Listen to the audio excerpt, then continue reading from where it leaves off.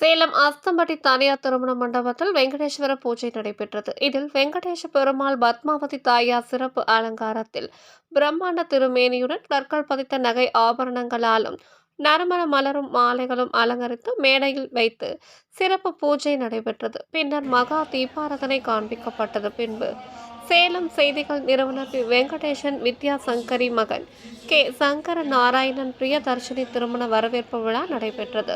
இதில் சிறப்பு விருந்தினராக சேலம் மேற்கு சட்டமன்ற உறுப்பினர் அருள், காவடி பழனி ஆண்டவர் ஆசிரமம் நிர்வாகி எஸ். சோமசுந்தரம் மற்றும் முக்கிய பிரமுகர்கள் கலந்து கொண்டு மணமக்களை வாழ்த்தினார்.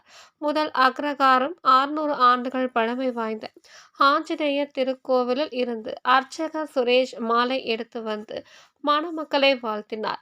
தொடர்ந்து வரவேற்பிற்கு வந்திருந்த அனைவரும் ஸ்ரீ வெங்கடேஷ பெருமாள் பத்மாவதி தாயாரை தரிசனம் செய்ததும் தீர்த்த பிரசாதம் சடாரி மரியாதை வழங்கப்பட்டது.